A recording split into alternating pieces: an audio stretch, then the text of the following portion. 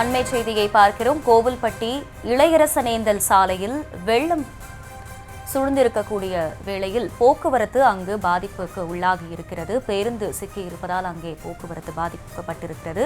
கோவில்பட்டியில் தொடர் மழை காரணமாக நிரம்பிய கண்மாய்கள் சாலையில் வெள்ளங்கள் பெருக்கப்படுகின்றன. இந்த இளையரசன் சாலையில் போக்குவரத்து மிகவும் துண்டிக்கப்பட்டது. மழைநீர் சிக்கிய அரசு பேருந்து பணிமனையிலிருந்து வெளியே வர முடியாமல் ஒரு ஒரு சூழ்நிலை ஏற்படுகிறது. தூத்துக்குடி மாவட்டம் கோவில்பட்டியில் தொடர்ந்து பலத்த மழை பெய்து வருகிறது. இந்த பலத்த மழையின் காரணமாக இனமணியாச்சி அத்தை கொண்டான் கண்மாய்கள் முழுவதும் நிரம்பி தண்ணீரில் வெளியேறுகிறது. இதனால் இளையரசனால் சாலையில் மழைநீர் வெள்ள பெருக்கெடுத்து ஓடுவதால் அப்பகுதியில் போக்குவரத்து மிகவும் பாதிக்கப்பட்டுள்ளது. அந்த பகுதியில் உள்ள அரசு போக்குவரத்து பணிமனையிலிருந்து பேருந்துகள் வெளியே வர முடியாத ஒரு சூழ்நிலை ஏற்பட்டுள்ளது.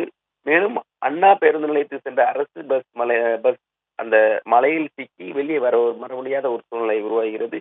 இதேபோன்று அப்பகுதியில் தனியார் பெட்ரோல் பங்க் மற்றும் லாரி செட்டுகள் தனியார் நிறுவனங்கள் மழைநீர் புகுந்து வெள்ள நீர் பெருக்கெடுத்து ஓடுகிறது. இதனால் மக்களின் வாழ்க்கை குரல் இயல்பு பாதிப்பு.